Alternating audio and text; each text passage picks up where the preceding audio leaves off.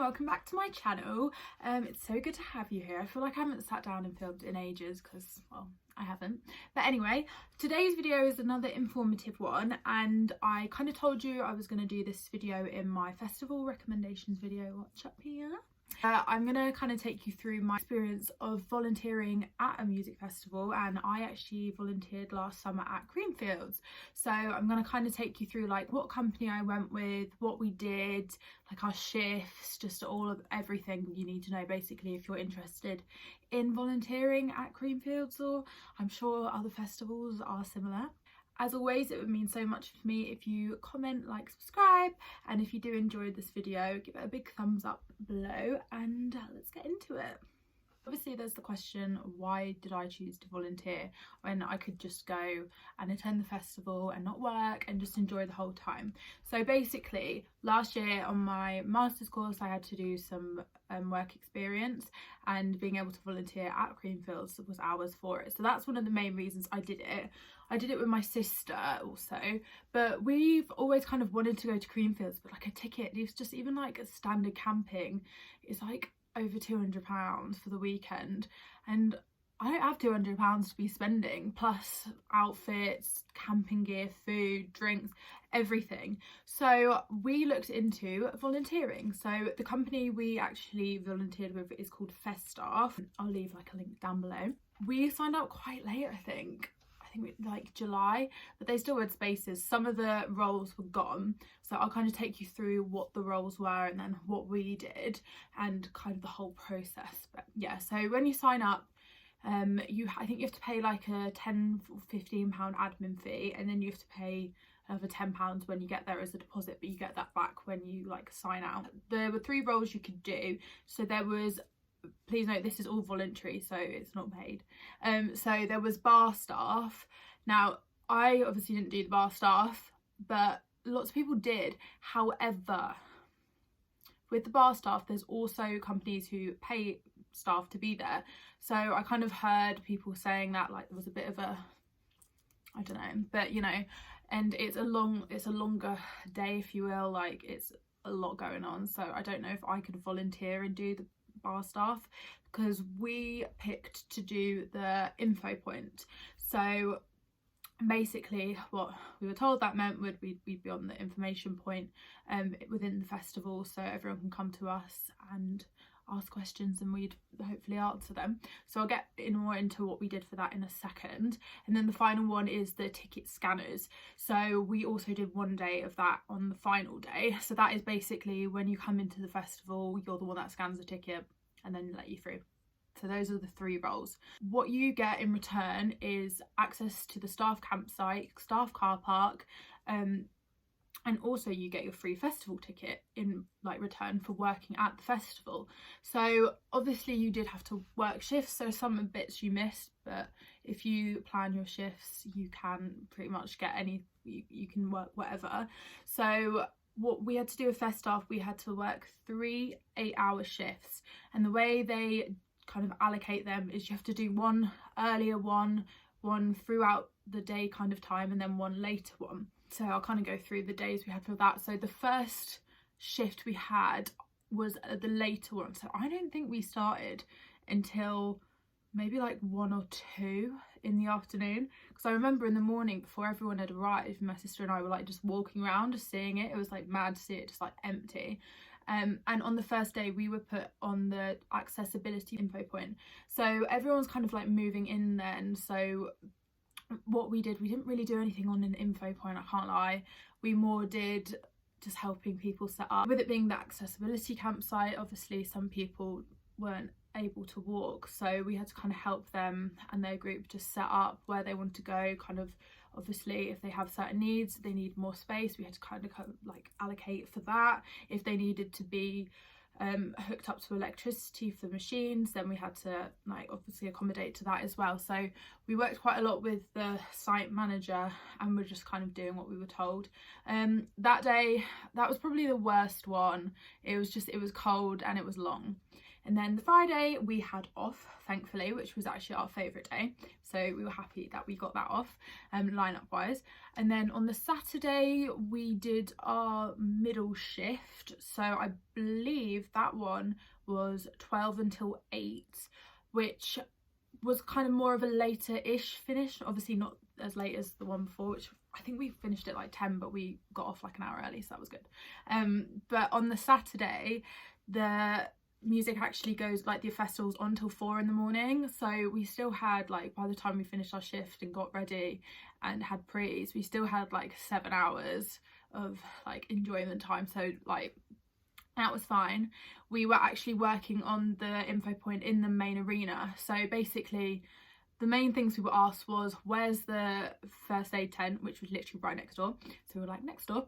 And then a lot of people were asking about kind of leaving, so like the buses, and we just had a big pack and we just had to look through that and tell them the answer. Like, it wasn't hard at all. And then we also, this part was quite fun actually, we had to kind of patrol around the campsites, just if anyone had any questions, we kind of just, they came up to us and we answered them, but not many people did. But we got to see all the campsites, so we saw like the glamping with the yurts and the little huts, which looked a little bit like prison cells, can't lie. But it was quite cool to see it, because obviously our staff area is different. Well, I'll get into that.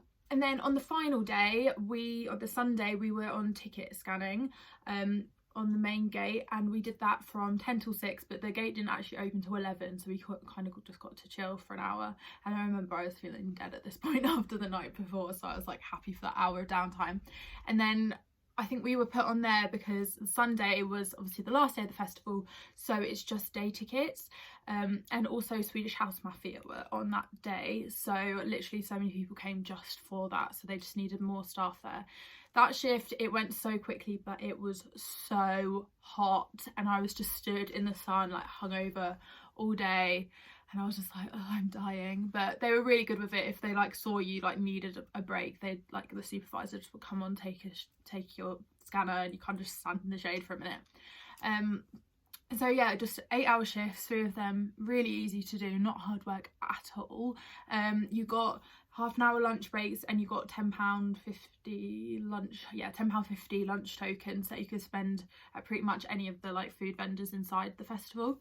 So that was really good, so you didn't have to like worry about food.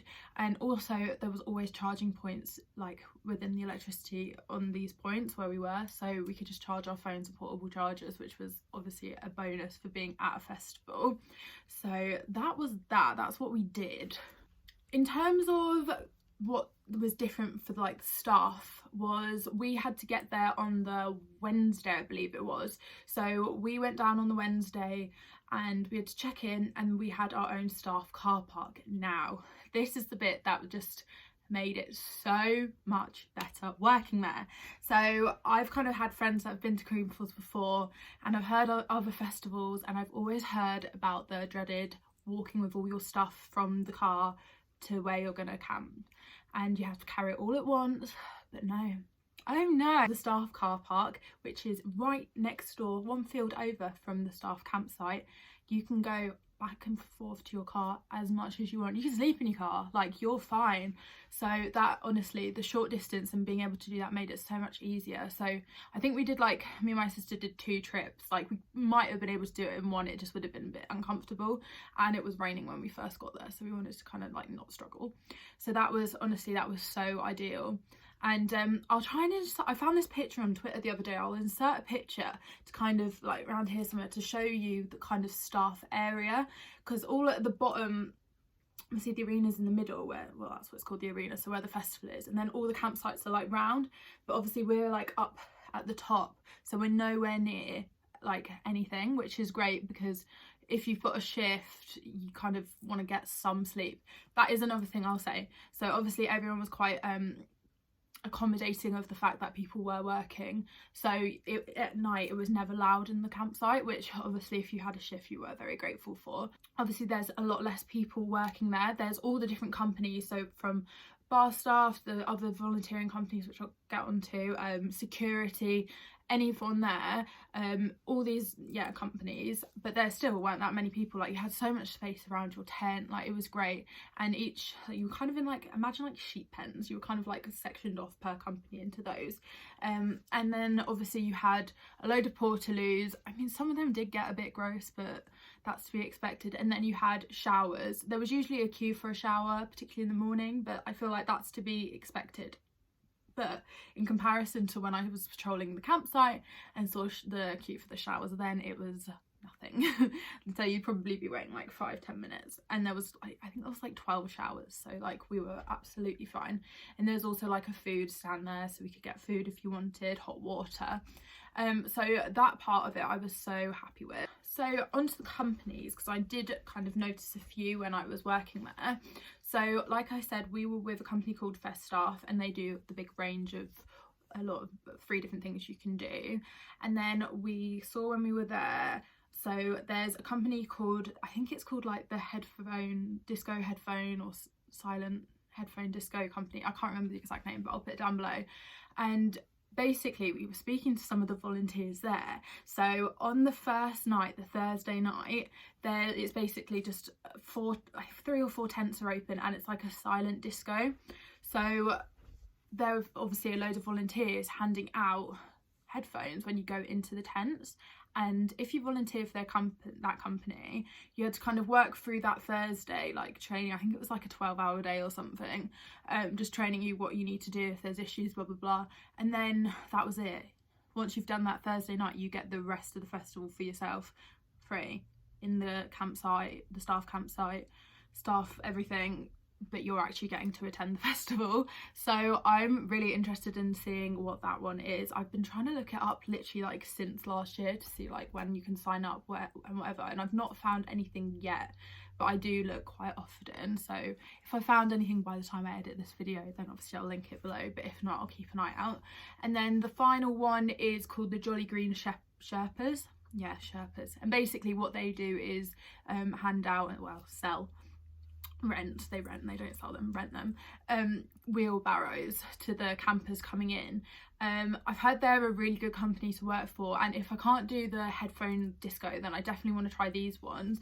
So basically I don't think it's a hard job, because people would want the wheelbarrows like to help them carry all their stuff. And I believe, from what I heard from people last year, it's a deposit scheme on the wheelbarrows. So if someone like pays, say it's like, I don't know how much it is, say £10 deposit on it, and don't bring back the wheelbarrow, if you go and like find this wheelbarrow, just lay back and take it back, then you get that £10 deposit back. So you can make some money off of it also. So I thought that would be quite a cool thing to do. And I think they're all earlier shifts, obviously, like when people are coming in, but when those applications are open, which I believe at the end of March, because I did email the company like a weirdo, but yeah, I think that's definitely what we want to do. One other thing that I really thought was worth mentioning, which I just personally loved, was obviously when you're camping you get a wristband. So obviously if you're going standard, you get a standard wristband, etc, etc. So we had staff wristbands, and that meant you can literally go everywhere. Like you can walk around the site, obviously the bit that the general public can't go into. Obviously I don't think you can go backstage, we didn't try it, we wanted to but we were too scared, but you can literally go everywhere, anywhere you want. So when we were doing like patrolling the campsites, we were like, oh my god, do we have to walk all the way back through to get back to our info point? But we didn't, because we could cut through the like track where all the service vehicles go, and we were allowed through because of our wristbands. So that was cool, and cut out a lot of time in that. So that was one other bonus. And a lot of the time you could like sneak alcohol in. So when you were going into the main arena, you could take water and stuff, but they wouldn't let you, there was obviously security there, they weren't really meant to let you have alcohol in, but you could easily sneak it through. So that was a tip. I think that was pretty much everything I wanted to cover about what we did, what we got in return. And it was, I can't lie, it was so good. It was obviously working, not ideal, but for a free festival ticket, which was worth over £200, like it was definitely worth it. And if you are kind of wanting to do a festival but not sure if you can afford it or whatever, then I definitely would recommend definitely Festaff, because I've worked with them, they were great, but any of the others sound great too. So thank you so much for watching. Like I said earlier, comment and give a big thumbs up if you enjoyed the video, and subscribe, and I'll see you in my next one. Thank you, bye.